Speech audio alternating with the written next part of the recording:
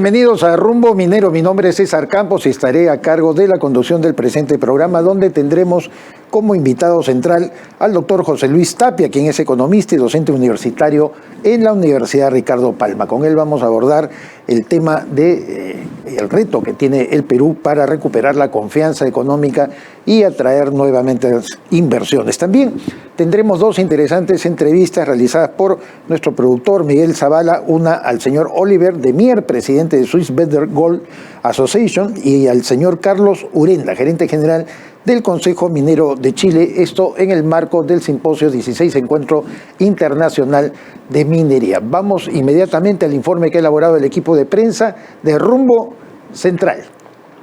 La confianza se ha convertido en uno de los factores más importantes para el desarrollo económico del Perú. Así lo sostienen diversos especialistas, quienes advierten que la falta de confianza entre ciudadanos, instituciones y autoridades limita la capacidad del país para ejecutar reformas, atraer inversiones y alcanzar consensos de largo plazo. En un contexto marcado por el proceso electoral y la fragmentación política, analistas consideran que fortalecer la institucionalidad y recuperar la credibilidad del Estado será clave para mejorar la competitividad y generar condiciones favorables para la inversión. La preocupación cobra especial relevancia para sectores estratégicos como la minería. Aunque la inversión privada creció 13,2% durante el primer trimestre de 2026 y acumula 9 trimestres consecutivos de expansión, expertos advierten que mantener este dinamismo dependerá de la estabilidad política y la seguridad jurídica. Además, señalan que cualquier medida que genere incertidumbre regulatoria o afecte los derechos de inversión podría influir negativamente en las decisiones empresariales, especialmente en actividades de largo plazo como la minería y la infraestructura. Por ello, la confianza empresarial, la predictibilidad de las reglas y el fortalecimiento institucional aparecen como elementos fundamentales para sostener el crecimiento económico y aprovechar las oportunidades que ofrece el actual contexto internacional. Ya se encuentra en los estudios de Rumbo Central el doctor José Luis Tapia, quien es economista y además docente en la Universidad Ricardo Palma. José Luis, un placer de tenerte aquí. Muchas gracias, César, por la invitación.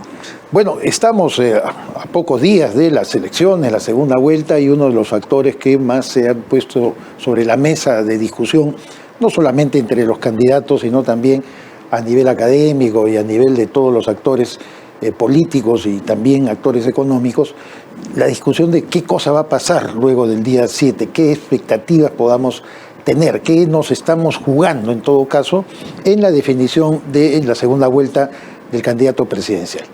Bien, nos estamos jugando la estabilidad, ¿no? La estabilidad de las reglas, el respeto a la propiedad privada.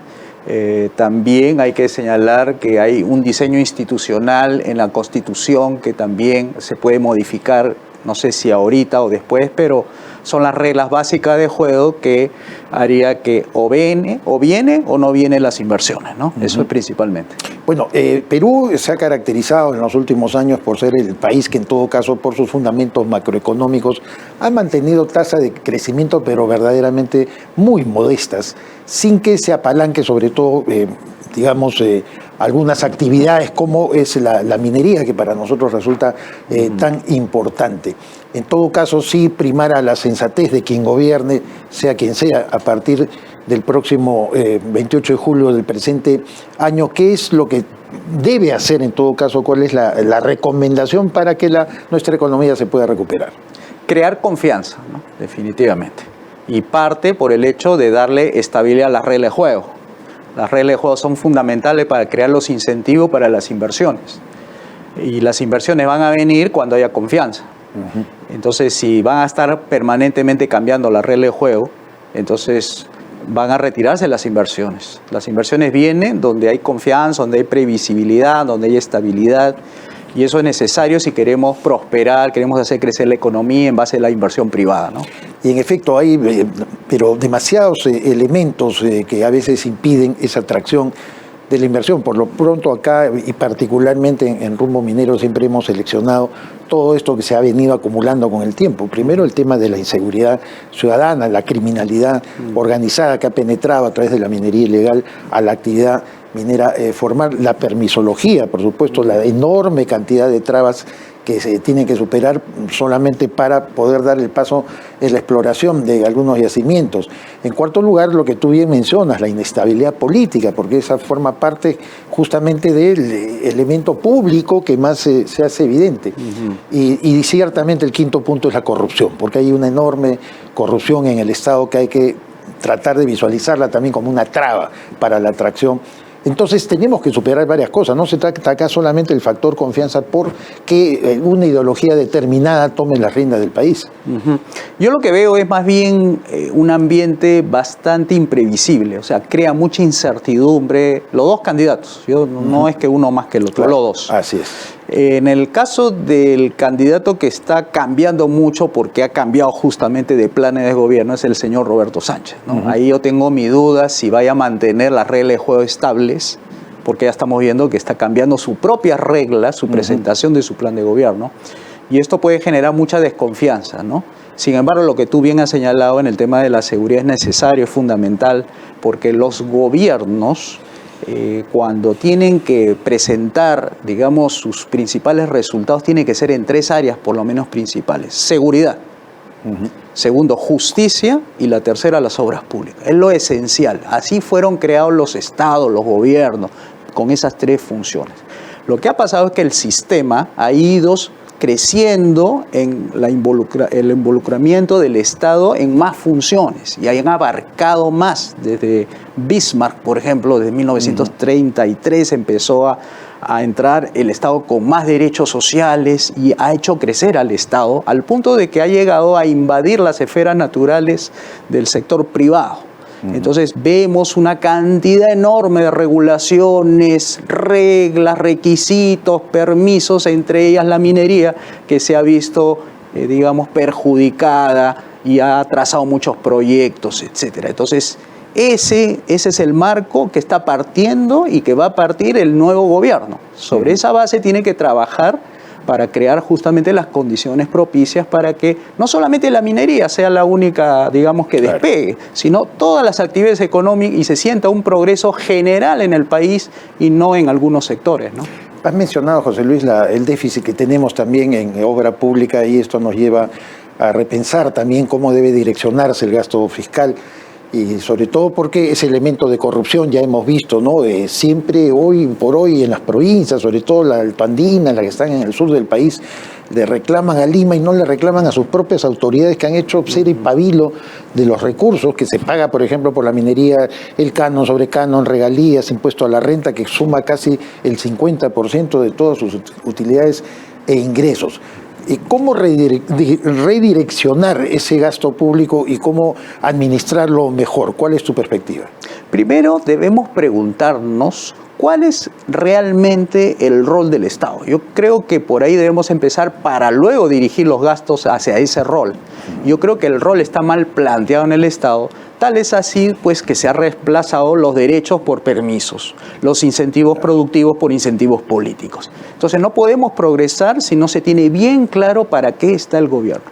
Yo, desde mi perspectiva liberal clásica, yo planteo más bien que el Estado debe solamente tener tres funciones: justicia, seguridad y obras públicas, y el resto al sector privado que vea, arregle, que tenga que hacer mucho en el sentido tanto económico, social, etcétera, porque ese es su verdadero rol, el rol, digamos, como ha tenido antes, donde sí podían prosperar las personas. Yo recuerdo que mis abuelos hablaban de comprarse casas, no comprarse departamentitos, ¿no? Sí. O tener muchos hijos, y acá tenemos, pues, jóvenes que se casan hasta con uno y no quieren tener hijos. Entonces eso es porque el Estado ha abarcado demasiado y perjudica el ingreso de las personas, sobre todo que tenemos unos ingresos, pues, de $7,000, $8,000 por año, cuando deberíamos estar como Qatar ganando $120,000, siendo una economía solamente de tres sectores, ¿no? Gas, petróleo y turismo. Y nosotros tenemos un potencial enorme como para hacer crecer nuestros ingresos y para que los peruanos estemos mejor, estemos viviendo con un Estado que se dedique solamente a esas tres funciones que ha abdicado: justicia, seguridad y obras públicas, ¿no? Y eso nos lleva también a indagar sobre la situación de Petroperú, por supuesto, que ha estado también en el centro del debate, la cantidad de dinero que se ha tenido que destinar para su rescate. hay todo un marco legal para su reorganización, pero siempre se dice acá lo fundamental es garantizar una buena gobernanza para Petroperú, y sin embargo todavía forma parte del Estado. ¿Tú qué piensas? ¿Qué debe hacerse con Petroperú? Primero debemos preguntar por qué los contribuyentes tenemos que estar financiando a una empresa quebrada.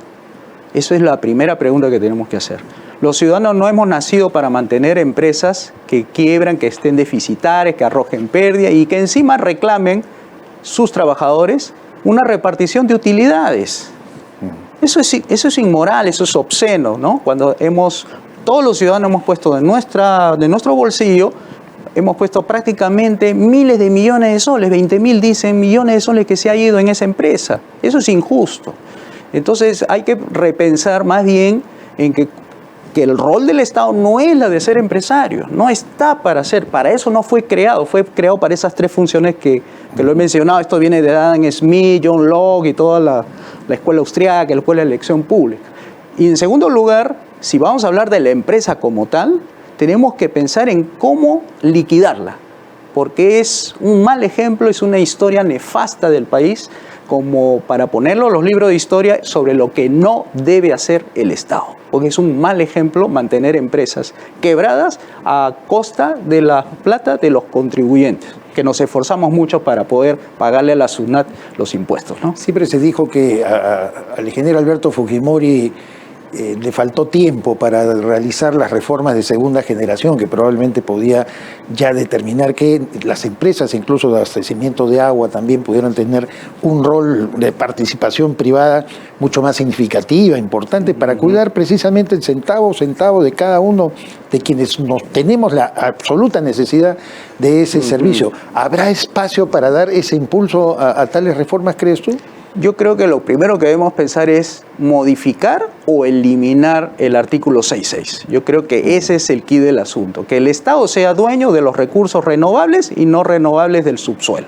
Claro. Yo creo que eso tiene que ser privado para el que lo descubre. Si debajo del suelo hay oro, que el descubridor sea el dueño. Entonces, eso es lo principal, ¿no? Y después ya deriva de esa modificación una serie de consecuencias al respecto. Serán pues las personas que descubran, las que negociarán con las empresas interesadas en explotar ese mineral o gas o petróleo o cualquier otro hidrocarburo, para que a partir de eso se pueda construir confianza, construir país y ver que el acceso a las oportunidades está para cualquier persona emprendedora, productiva, que genere puestos de empleo, etcétera, viéndose que eso es lo que determina el éxito de la persona y no porque el Estado decide quién debe tener la concesión, quién no.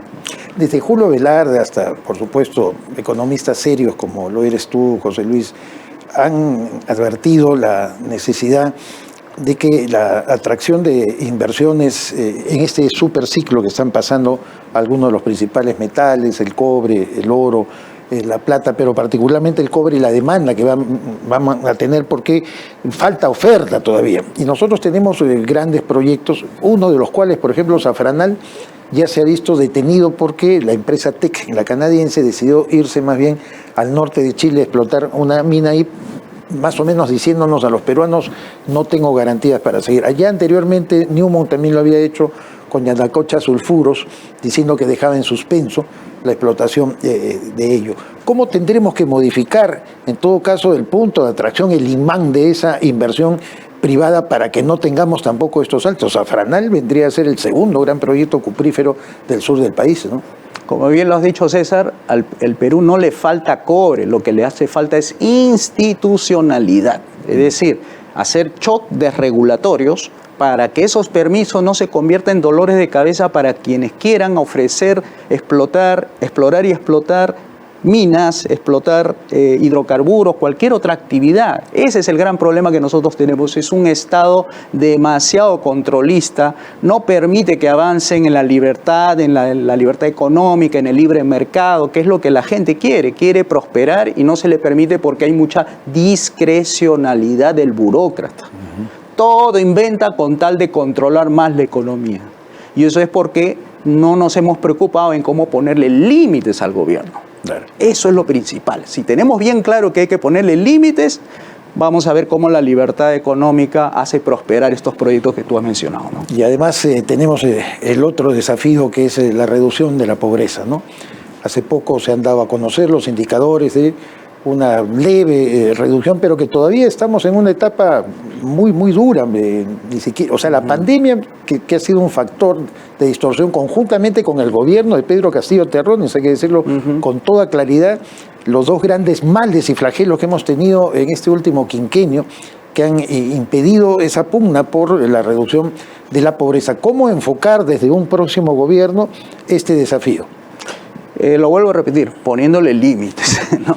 Yo creo que ahí está justamente los mejores ejemplos de los países que ahorita son desarrollados, es porque en su constitución no hablaban nada de economía. Esa es la constitución de Estados Unidos, que solamente tiene cierto artículo, no tiene ningún régimen económico constitucional, y eso no impide que un país se pueda desarrollar en base a reglas claras. O sea, los contratos privados, la propiedad privada y los gobiernos limitados es los tres principios claves para hacer desarrollar un país, ¿no? Pero también con agentes, digamos, reguladores del Estado que sean positivos. Recordamos a Ronald Reagan, pues el famoso Reaganomics, que él decía, es que el Estado no es tu solución, el Estado es tu problema, tal como tú lo sustentas, pero pasando los años se desreguló tanto que vino la crisis del subprime del año 2008, fue una desgracia pero absoluta y total que impactó además en el mundo entero. Nosotros que teníamos indicadores en el segundo gobierno de Alan García muy buenos de crecimiento, de repente caímos a cero, y eso que fuimos de los mejores países en salvarnos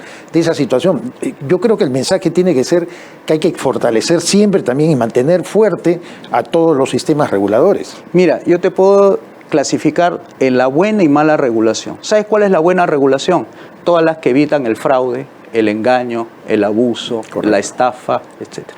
Pero las regulaciones económicas son malas en sí mismas, porque está regulando el etiquetado, la producción, la trazabilidad, la inversión, la exploración, la explotación, como si los empresarios fuéramos delincuentes.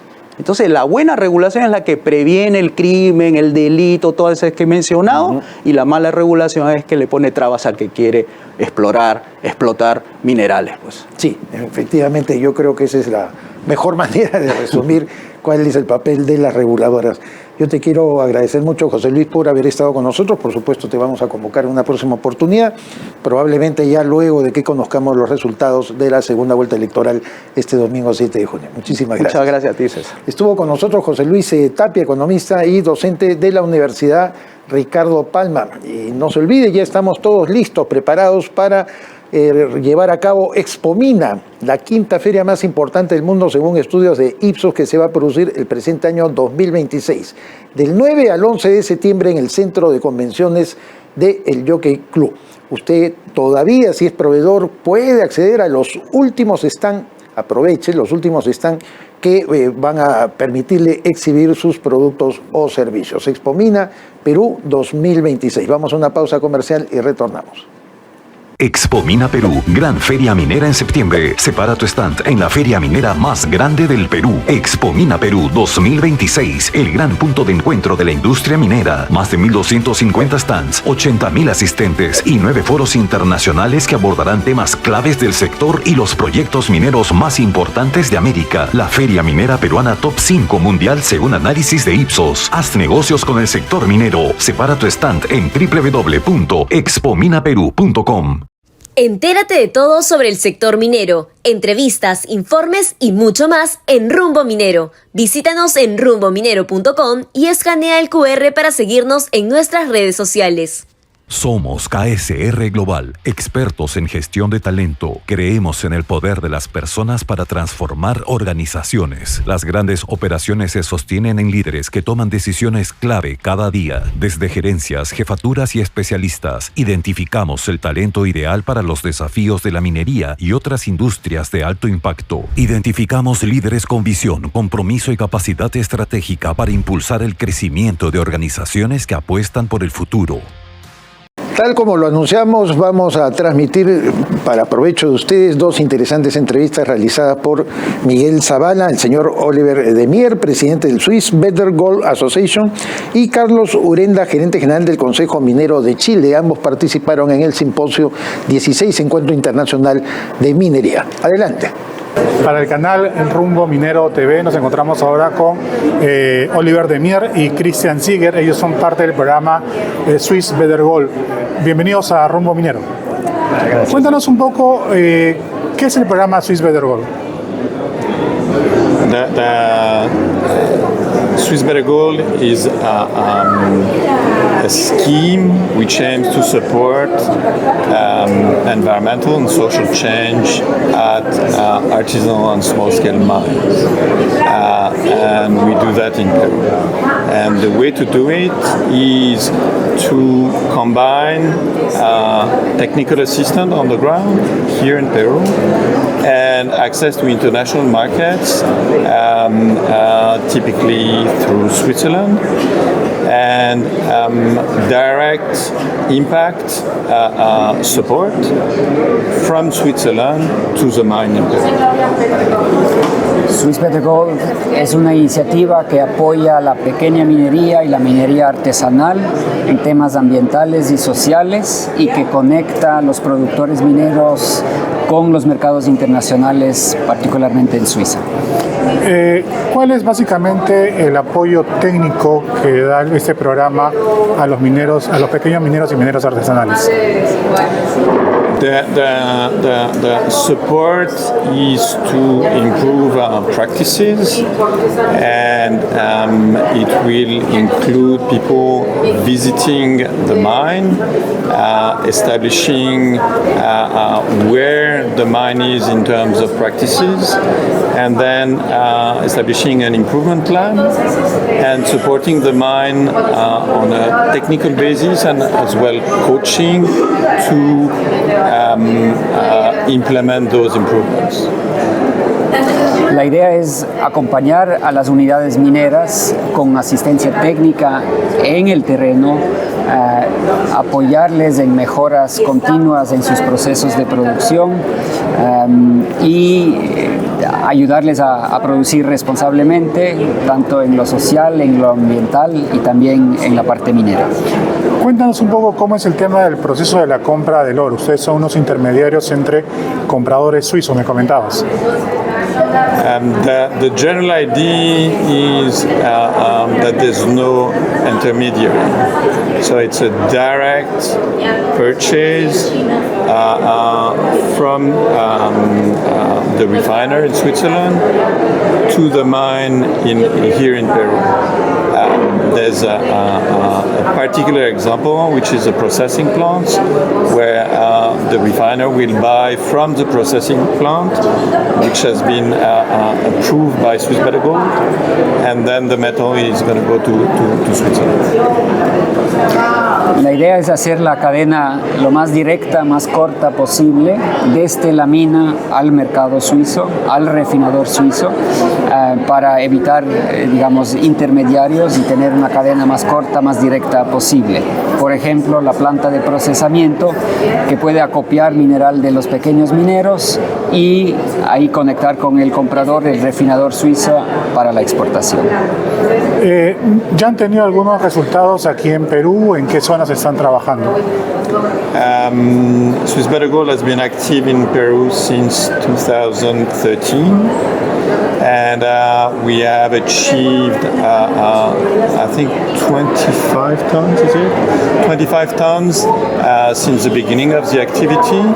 25 tons which were bought in Peru, which were brought to Switzerland for processing, and which were used by Swiss market participants, jewelers, watchmakers, and banks as the final destination of the gold from Peru. La iniciativa Suiza Oro Responsable o Swiss Better Gold está presente en Perú desde el 2013 y y desde este entonces se han exportado aproximadamente 25 toneladas de oro responsable que cumple con los criterios Swiss Better Gold, al mercado suizo, donde los compradores finales, joyeros, relojeros o bancos han comprado y usado este oro trazable y responsable en este periodo. Si un pequeño minero, un minero artesanal quisiera contactarse con ustedes para acceder a este programa, ¿cómo lo pueden hacer y qué requisitos requieren? To enlist a miner, it's quite easy to contact Swiss Better Gold. Swiss Better Gold is present here in Peru. We are very accessible, but the conversation that will follow is the match between what the miners can do and will do and the expectations of Swiss Better Gold. And we have experience, a lot of experience doing that. What is very important to notice is it will only work if the miner is willing to improve practices, environmental practices and social practices. If that is not present, then the conversation will not last very long. Swiss Better Gold está presente en Perú con un equipo de implementación, ABR Consultores como nuestra presencia aquí en el país, y entonces se les puede contactar al equipo de implementación. Lo que es importante es que en este primer acercamiento se compruebe de que existen unos objetivos compartidos entre una unidad minera y la iniciativa para poder avanzar en este proceso de mejora continua y finalmente acreditarse como productor Swiss Better Gold. Pero perfecto. Se nos puede contactar. Muchas gracias por estar en Rumbo Minero. Muchas gracias. Para el canal Rumbo Minero, en esta oportunidad me encuentro con Carlos Urenda. Él es gerente general del Consejo Minero de Chile. Bienvenido a Rumbo Minero. Buenas tardes, un gusto. Cuéntanos un poco qué reflexiones y qué conclusiones te deja tu participación aquí en este simposio de minería. Bueno, tenemos desafíos compartidos en los países latinoamericanos para poder aprovechar la enorme oportunidad que significa la lucha contra el cambio climático, la electrificación, la informática, todas las oportunidades que representa el desarrollo del mundo para los minerales y para los países productores de minerales. ¿Cuál es la situación actual de Chile respecto al tema de producción de cobre? Se habla mucho también el tema en este momento de la situación de Codelco, ¿no? Ahora con la entrada de un nuevo gobierno. ¿Cómo está viendo el panorama actualmente en Chile? Bueno, claramente Chile es un país minero, tiene muchos activos, tiene muchas cosas buenas para aprovechar esta oportunidad, desde ya el factor geológico, pero también tiene una serie de factores del ecosistema.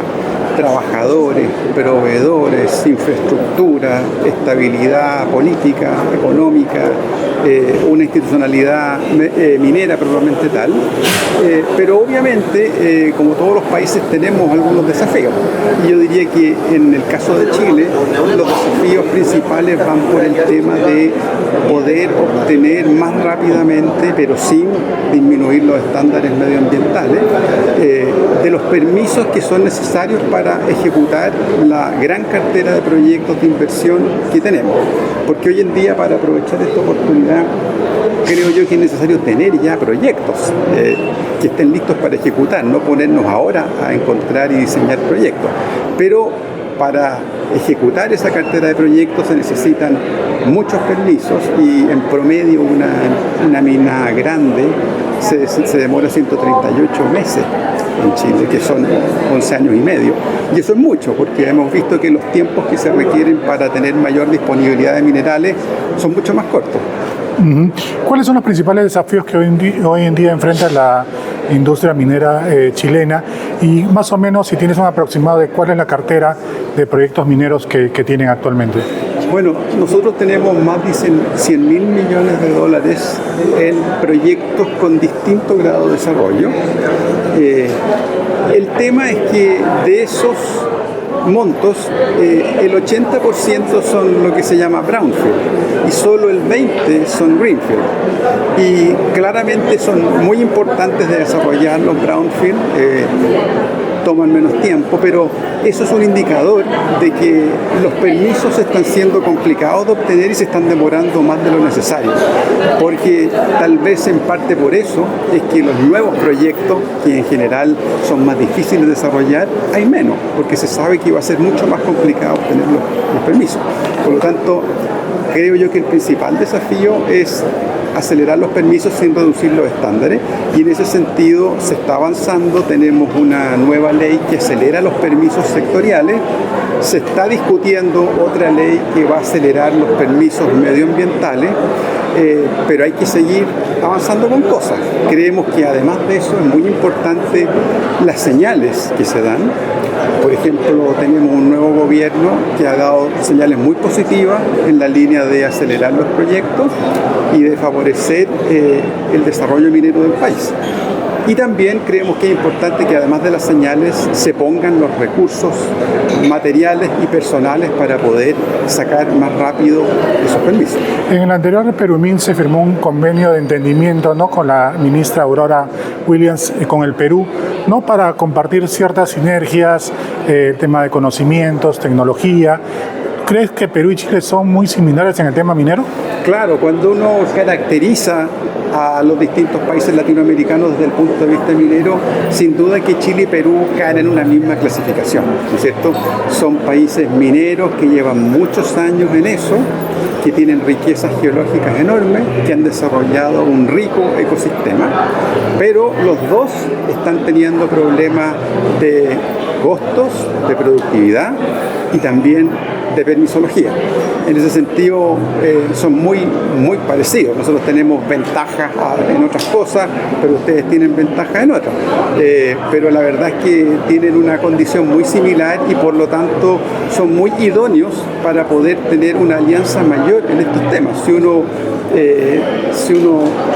por ejemplo, nuestra minería está en el norte, en la chilena, pero si uno la mira como unida más a lo que tiene Perú, al final se forma un nuevo centro dentro de Sudamérica. Entonces yo creo que hay muchos temas de infraestructura, de personas, de tecnología que se pueden compartir. Lo mismo pasa con Argentina.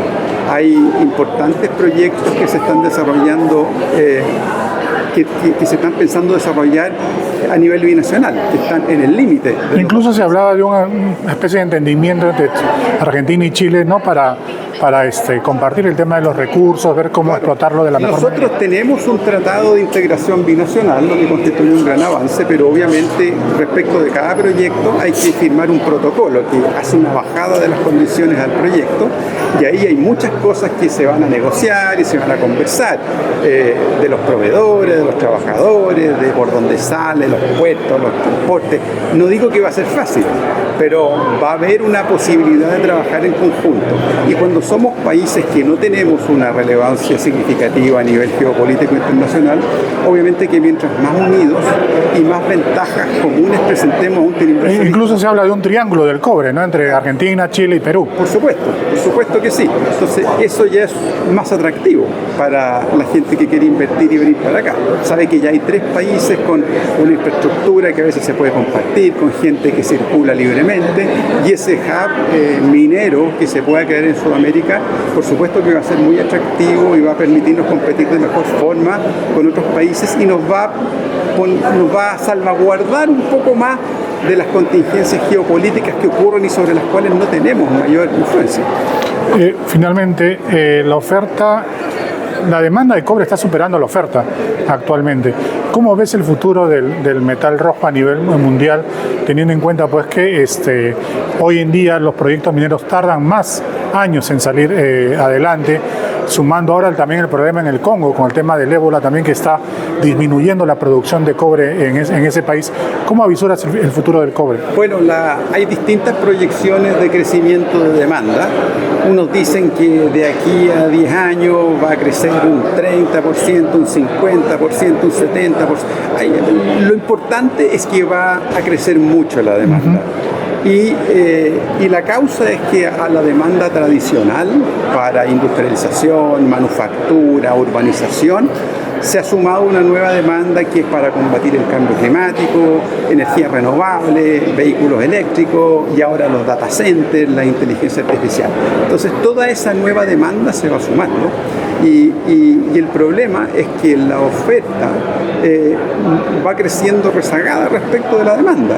¿Por qué? Porque está siendo muy difícil desarrollar proyectos, no obstante que los hay, porque los permisos se demoran 11 años y medio en promedio para una mina grande en Chile, por ejemplo. Entonces claramente va por detrás. Y además se suma lo que usted dice, que a veces pasa un accidente, hay alguna situación específica y se paraliza una mina importante y se nota el tiro en la oferta. Por lo tanto, es por eso que estamos viendo unos precios altos, digamos. Pero lo que nos gustaría a nosotros sería que no satisfacernos con que tengamos precios altos, no. Nosotros nos gustaría producir todo el mineral que se necesita. Y al final siempre la cosa se equilibra por el precio, pero lo bueno sería que todas las industrias, todas las personas tuvieran todos los minerales que necesitan de la industria minera en calidad y en tiempo. Y para eso estamos trabajando, pero se ve un desafío muy enorme. Carlos, muchísimas gracias por estar en Rumbo Minero. Gracias a ustedes, pues. Listo. Muy interesantes entrevistas y que además usted podrá encontrarlas en nuestra revista, la revista líder en el campo de la minería, Rumbo Minero, a la cual podrá usted acceder gratuitamente a través del internet www.rumbominero.com. El contenido de dichas entrevistas y también, por supuesto, otros artículos de interés de este rubro tan importante, la palanca económica, sin duda alguna, de nuestro país. Vamos al segmento Minería y Sociedad con Iván Arenas.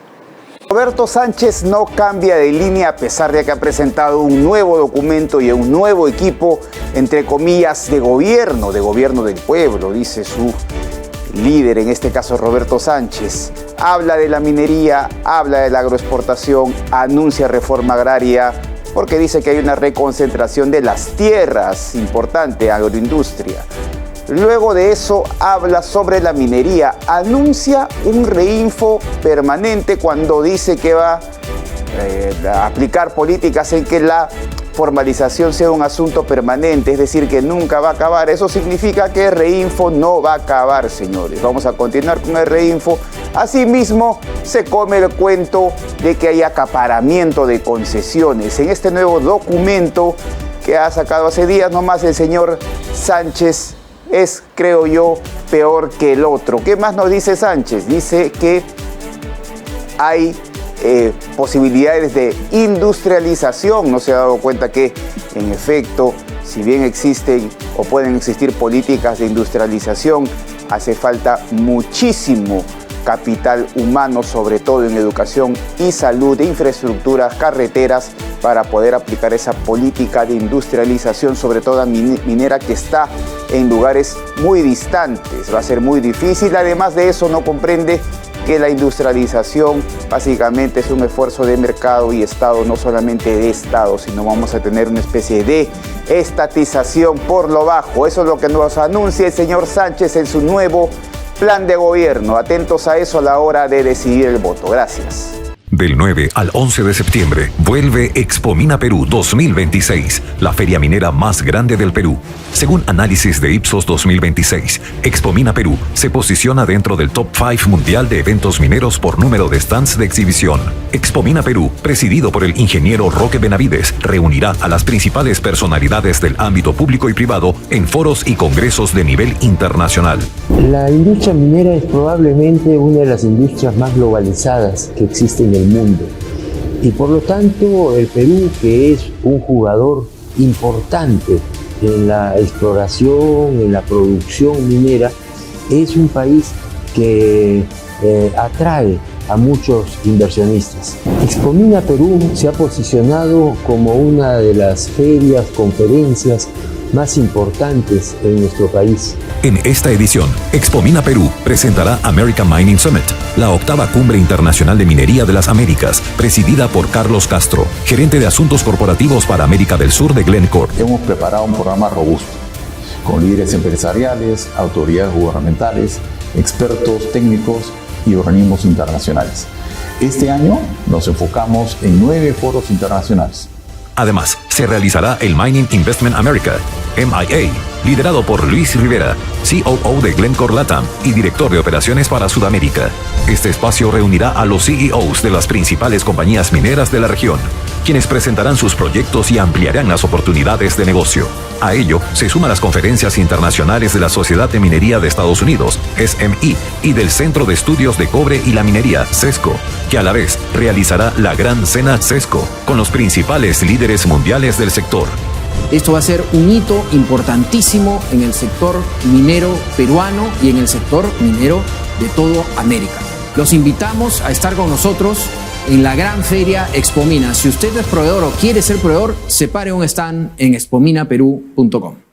¿Quieres posicionar tu marca y ampliar tu cartera de clientes en el sector minero? Participa en la revista minera más influyente de América y haz que tu marca llegue directamente a mineras, contratistas y a los principales tomadores de decisiones del sector minero. Con gran presencia en nuestra multiplataforma internacional, que incluye programa de TV, páginas web y redes sociales especializadas, con un alcance de 2.7 millones de personas. Pregunta por nuestros paquetes publicitarios anuales y anuncia en la revista Rumbo Minero, tu mejor herramienta de negocios en el sector minero. Invierte bien, invierte con los líderes. Mayor información en www.rumbominero.com.